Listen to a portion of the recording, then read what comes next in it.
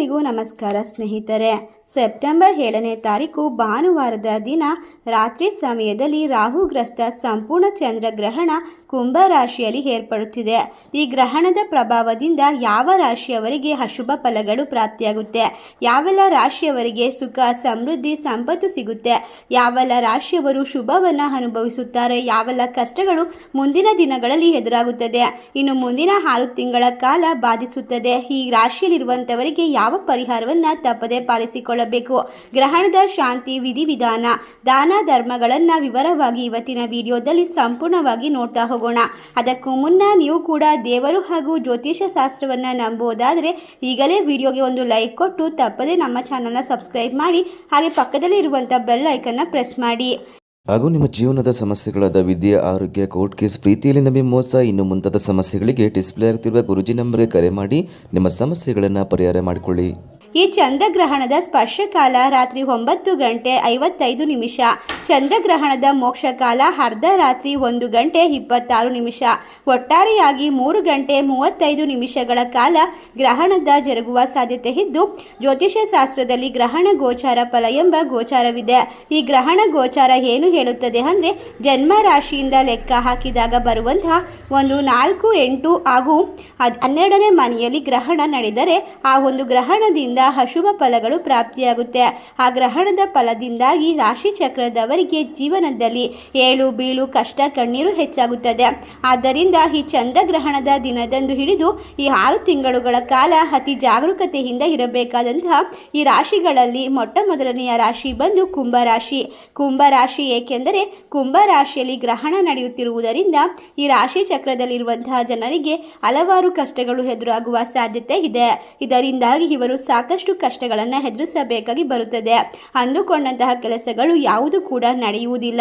ಹೊಸ ಕೆಲಸ ಹುಡುಕುತ್ತಿದ್ದರೆ ಬೇಗ ಕೆಲಸ ಸಿಗೋದಿಲ್ಲ. ಯಾವುದಾದ್ರೂ ಹೊಸ ವ್ಯವಹಾರ ವ್ಯಾಪಾರವನ್ನ ಮಾಡೋಕೆ ಶುರು ಮಾಡಿದ್ರು ಕೂಡ ಅಷ್ಟು ಸುಲಭವಾಗಿ ಆಗೋದಿಲ್ಲ. ನಾನಾ ಅಡೆತಡೆಗಳು ಸಂಕಷ್ಟಗಳು ಎದುರಾದ ಮೇಲೆ ಆ ಕೆಲಸ ಸಂಪೂರ್ಣವಾಗುತ್ತೆ. ಇಷ್ಟು ದಿನ ಇದ್ದಂತಹ ಸುಖ ಜೀವನದಲ್ಲಿ ಕಷ್ಟಗಳು ಸಾಮಾನ್ಯವಾಗಿತ್ತು. ಈ ಗ್ರಹಣದ ನಂತರ ಸ್ವಲ್ಪ ದೊಡ್ಡ ಮಟ್ಟದಲ್ಲಿ ಬರುವಂತಹ ಕಷ್ಟಗಳನ್ನು ಎದುರಿಸಲು ನೀವು ಸಿದ್ಧರಾಗಿರಬೇಕು. ಇನ್ನು ಮುಂದಿನ 6 ತಿಂಗಳ ಕಾಲ ಅನಾರೋಗ್ಯ ಸಮಸ್ಯೆಗಳು ಬರುತ್ತವೆ. ಸರಿಯಾದ ಸಮಯಕ್ಕೆ ಊಟ ತಿಂಡಿಯನ್ನ ಮಾಡಿಕೊಳ್ಬೇಕು. ಆರೋಗ್ಯದ ಕಡೆ ಹೆಚ್ಚು ಗಮನವನ್ನು ಕೊಡಬೇಕು. ಇನ್ನು ನಿದ್ರಾಹೀನತೆ ತೊಂದರೆಗಳು ಬರುವಂತಹ ಸಾಧ್ಯತೆ ಇರೋದ್ರಿಂದ ಹೆಚ್ಚಿನ ಸಮಯ ಒತ್ತಡದಿಂದ ದೂರ ಇರೋದು ಉತ್ತಮ. ಈ ರಾಶಿಯವರಿಗೆ ಎಲ್ಲವೂ ಕೂಡ ಅತ್ಯುತ್ತಮವಾಗಿ ಸಾಗಬೇಕು ಅಂದರೆ ಸಣ್ಣ ಪುಟ್ಟ ಪರಿಹಾರವನ್ನು ಅನುಸರಿಸಬೇಕಾಗುತ್ತೆ. ಈ ಚಂದ್ರಗ್ರಹಣವು ನಿಮ್ಮ ಮನಸ್ಸಿನ ಮೇಲೆ ಹೆಚ್ಚು ಪ್ರಭಾವವನ್ನು ಬೀರುತ್ತದೆ. ಮಾನಸಿಕ ಅಶಾಂತಿ ಹೆಚ್ಚಾಗುವ ಸಾಧ್ಯತೆ ಇದ್ದು, ಆದ್ದರಿಂದ ಯಾವುದೇ ಕಷ್ಟಗಳು ಬಂದರೂ ಕೂಡ ಜಗಳಗಳು ಮನಸ್ತಾಪಗಳು ಬರಲಿ, ಕೆಲಸಗಳು ಆಗದೇ ಇರಲಿ, ಮನಸ್ಸಿಗೆ ಯಾವುದನ್ನು ಹೆಚ್ಚಾಗಿ ತೆಗೆದುಕೊಳ್ಳದೆ ಶಾಂತ ಚಿತ್ತದಿಂದ ಇರಲು ಪ್ರಯತ್ನ ಮಾಡಬೇಕು. ಮನಸ್ಸು ಕೂಡ ಈ ಸಂದರ್ಭದಲ್ಲಿ ಹೆಚ್ಚು ಚಂಚಲವಾಗುತ್ತಾ ಹೋಗುತ್ತೆ. ಆದ್ದರಿಂದ ಚಂಚಲ ಮನಸ್ಸನ್ನು ಬಿಟ್ಟು ಸ್ಥಿರ ನಿರ್ಣಯಗಳನ್ನು ತೆಗೆದುಕೊಳ್ಳಿ. ಹಣಕಾಸಿನ ಸಮಸ್ಯೆಗಳ ಜೊತೆಗೆ ನಿಮ್ಮ ಅಮೂಲ್ಯ ವಸ್ತುಗಳ ಕಡೆ ಕೂಡ ಗಮನವನ್ನು ನೀಡಬೇಕಾಗುತ್ತೆ. ಇನ್ನು ಚಂದ್ರಗ್ರಹಣದ ನಂತರ ಅತಿ ಜಾಗರೂಕತೆಯಿಂದ ಇರಬೇಕಾದಂತಹ 2ನೇ ರಾಶಿ ಅಂದರೆ ವೃಶ್ಚಿಕ ರಾಶಿ. ಏಕೆಂದರೆ ವೃಶ್ಚಿಕ ರಾಶಿಯಿಂದ ಲೆಕ್ಕ ಹಾಕಿದಾಗ ಈ ಚಂದ್ರಗ್ರಹಣವು ನಡೆಯುವಂತಹ ಕುಂಭ ರಾಶಿ 4ನೆಯ ರಾಶಿಯಾಗಿರುತ್ತದೆ. ಅಂದರೆ ವೃಶ್ಚಿಕ ರಾಶಿಯವರಿಗೂ ಕೂಡ ಚತುರ್ಥ ಸ್ಥಾನದಲ್ಲಿ ಗ್ರಹಣ ಗೋಚರಿಸುತ್ತದೆ. ಇದರಿಂದಾಗಿ ವೃಶ್ಚಿಕ ರಾಶಿಯಲ್ಲಿರುವ ವಿದ್ಯಾರ್ಥಿಗಳಿಗೆ ವಿಪರೀತವಾದ ಸಮಸ್ಯೆಗಳು ಎದುರಾಗುತ್ತವೆ. ಚೆನ್ನಾಗಿ ಓದಿದ್ರೂ ಕೂಡ ಇದ್ದಕ್ಕಿದ್ದಂತೆ ವಿದ್ಯೆಯ ಕಡೆ ಗಮನ ಹರಿಯೋದಿಲ್ಲ. ಎಲ್ಲ ರೀತಿಯ ಗಮನ ಕೊಡೋಕ್ಕಾಗೋದಿಲ್ಲ. ಚಂಚಲತೆ ಸ್ವಭಾವ ಹೆಚ್ಚಾಗ್ತಾ ಹೋಗುತ್ತೆ. ನಿಮ್ಮ ಬಳಿ ಇರುವಂತಹ ನಿಮ್ಮ ಸ್ವಂತ ಭೂಮಿ ಮನೆ ಮಾರಾಟ ಮಾಡಲು ಅಥವಾ ಕೊಂಡುಕೊಳ್ಳಲು ತೀರಾ ಕಷ್ಟವಾಗಿ ಬಿಡುತ್ತೆ. ಯಾವ ಕೆಲಸಗಳು ಕೂಡ ಈ 6 ತಿಂಗಳು ಕಾಲ ಸುಲಭವಾಗಿ ನಡೆಯೋದೇ ಇಲ್ಲ.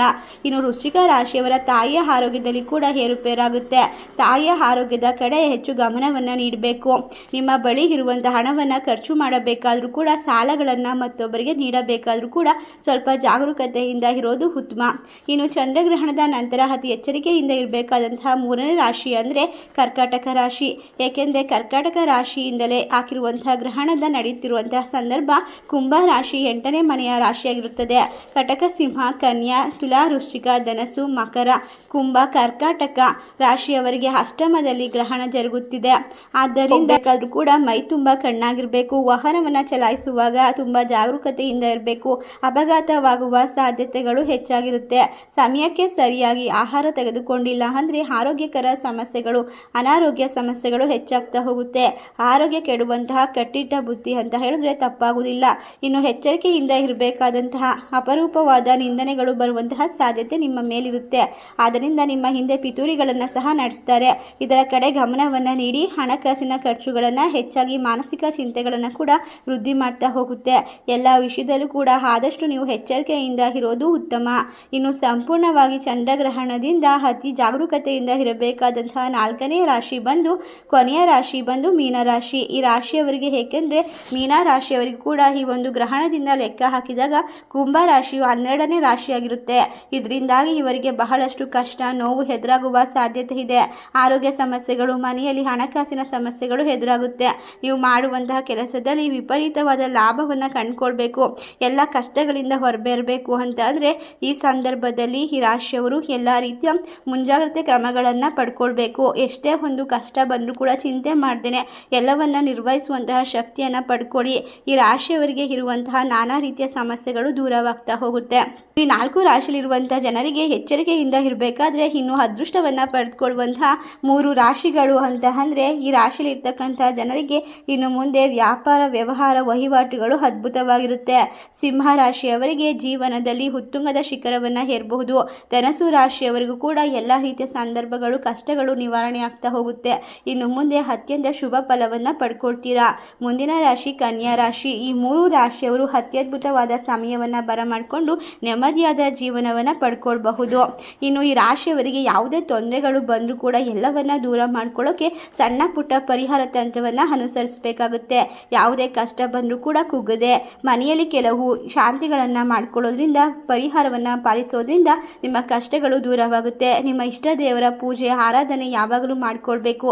ಇದು ರಾಹುಗ್ರಸ್ತ ಸಂಪೂರ್ಣ ಚಂದ್ರಗ್ರಹಣ ಆಗಿರೋದ್ರಿಂದ ರಾಹುವಿಗೆ ಅಧಿಪತಿಯಾದಂತಹ ದುರ್ಗಾದೇವಿ ಸಾಕ್ಷಾತ್ ಪರಮೇಶ್ವರನು ಚಂದ್ರಶೇಖರನು ಆಗಿದ್ದಾನೆ. ಆದ್ದರಿಂದ ಗ್ರಹಣದ ಕಾಲದಲ್ಲಿ ಹಾಗೂ ಪ್ರತಿನಿತ್ಯ ಸ್ನಾನ ಆದ ನಂತರ ದೇವರ ಪೂಜೆಯನ್ನು ಮಾಡಿಕೊಳ್ಳಬೇಕಾದರೆ ದುರ್ಗಾ ಅಷ್ಟೋತ್ರವನ್ನು, ಶಿವ ಕವಚವನ್ನು, ಸ್ತೋತ್ರ ಪಾರಾಯಣ ಮಾಡಿಕೊಳ್ಬೇಕು. ಮುತ್ತೈದರ ಆಶೀರ್ವಾದವನ್ನು ಮರೆಯದೆ ಪಡ್ಕೊಳ್ಬೇಕು. ಎಲ್ಲ ರೀತಿಯ ತೊಂದರೆಗಳನ್ನ ದೂರ ಮಾಡ್ಕೊಳ್ಳೋಕೆ ಕಲಿಯುಗ ದೈವ ಶ್ರೀ ವೆಂಕಟೇಶ್ವರ ಸ್ವಾಮಿಗೆ ಸಂಬಂಧಪಟ್ಟಂತಹ ವೆಂಕಟೇಶ್ವರ ವಜ್ರಕವಚ ಸ್ತೋತ್ರವನ್ನು ಕೇಳಿ ಶಿವ ದರ್ಶನ, ದುರ್ಗಾದೇವಿಯ ದರ್ಶನ ಮಾಡಿ. ಇದರಿಂದ ಗ್ರಹಣದ ಪ್ರಭಾವ ಸ್ವಲ್ಪವಾದರೂ ಕಡಿಮೆ ಆಗ್ತಾ ಹೋಗುತ್ತೆ. ಸ್ತೋತ್ರ ಮಂತ್ರ ಬರದಿದ್ದವರು ಶಿವಾಯ ನಮಃ, ಓಂ ನಮಃ ಶಿವಾಯ ನಮಃ, ಓಂ ಚಂದ್ರಶೇಖರಾಯ ನಮಃ, ಓಂ ದುರ್ಗಾಯ ನಮಃ, ಓಂ ನಮೋ ವೆಂಕಟೇಶ್ವರಾಯ ನಮಃ ಎಂದು ಸಾಧ್ಯವಾದಷ್ಟು ಬಾರಿ ಪ್ರತಿದಿನ ಹೇಳ್ಕೊಳ್ತಾ ಇರಿ. ಗ್ರಹಣದ ಮರುದಿನ ಈ ರಾಶಿಯವರು ಕೂಡ ಸೋಮವಾರದ ದಿನ ಶಿವನಿಗೆ ಅಭಿಷೇಕ ಮಾಡಿಸಿ ಅಥವಾ ಅಭಿಷೇಕದ ದರ್ಶನವನ್ನು ಮಾಡಿ ಬನ್ನಿ. 1 kg ಅಕ್ಕಿಯನ್ನು ಬಿಳಿ ಬಟ್ಟೆಯಲ್ಲಿ ಕಟ್ಟಿ ದಾನವಾಗಿ ನೀಡಿ. ನಿಮ್ಮ ಶಕ್ತಿಗೆ ಅನುಸಾರವಾದಷ್ಟು ಅಕ್ಕಿಯನ್ನು ನೀವು ಕೊಡಬಹುದು. ಇನ್ನು ಎಲ್ಲ ರೀತಿಯ ಕಷ್ಟಗಳು ನಿಮಗೆ ಬಂದರೂ ಕೂಡ ಎದುರಿಸುವಂತಹ ಸಾಮರ್ಥ್ಯ, ಧೈರ್ಯವನ್ನು ಭಗವಂತ ನೀಡ್ತಾ ಹೋಗ್ತಾನೆ. ನಿಮ್ಮ ಜೊತೆಗಿದ್ದು ನಿಮ್ಮನ್ನು ಕಾಪಾಡ್ತಾನೆ ಅಂತ ಹೇಳಬಹುದು. ಇನ್ನು ಅವಶ್ಯಕತೆ ಇದ್ದವರಿಗೆ ಮಾತ್ರ ಅಕ್ಕಿಯನ್ನು ದಾನ ಮಾಡೋದ್ರಿಂದ ನಿಮಗೆ ಅದೃಷ್ಟ ಅನ್ನೋದು ಹೆಚ್ಚಾಗ್ತಾ ಹೋಗುತ್ತೆ. ಗ್ರಹಣದ ಕಷ್ಟಗಳು ನಿಮಗೆ ಕಮ್ಮಿ ಆಗುತ್ತೆ. ಇನ್ನು ಶಿವಾಲಯಕ್ಕೆ ತುಪ್ಪವನ್ನು, ಬಿಳಿ ವಸ್ತ್ರವನ್ನು ಹಾಗೂ ಎಣ್ಣೆಯನ್ನು ನೀಡಬಹುದು. ಇದರಿಂದ ಅನುಕೂಲಕರವಾದ ಶುಭ ಫಲಗಳು ನಿಮಗೆ ಪ್ರಾಪ್ತಿಯಾಗುತ್ತೆ. ನೋಡಿದ್ರಲ್ಲ ಸ್ನೇಹಿತರೆ, ಗ್ರಹಣದಿಂದ ಯಾವೆಲ್ಲ ರೀತಿಯ ಒಂದು ಕಷ್ಟಗಳು ಎದುರಾಗುತ್ತೆ, ಯಾವೆಲ್ಲ ರೀತಿಯ ಮಾರ್ಗವನ್ನು ಅನುಸರಿಸಬೇಕು, ಅದೃಷ್ಟವನ್ನು ಪಡೆದುಕೊಳ್ಳುವಂತಹ ರಾಶಿಗಳು ಯಾವುವು ಎಂದು ಎಲ್ಲ ತಿಳ್ಕೊಂಡ್ರಿ. ಈ ಒಂದು ವಿಶೇಷವಾದ ಮಾಹಿತಿ ನಿಮಗೆಲ್ಲ ಇಷ್ಟವಾದರೆ ನಿಮ್ಮ ಫ್ರೆಂಡ್ಸ್ ಆ್ಯಂಡ್ ಫ್ಯಾಮಿಲಿಗೆ ಶೇರ್ ಮಾಡಿ ಮತ್ತು ಲೈಕ್ ಮಾಡಿ. ನಮ್ಮ ಚಾನಲ್ಗೆ ಸಬ್ಸ್ಕ್ರೈಬ್ ಮಾಡಿ. ಧನ್ಯವಾದಗಳು.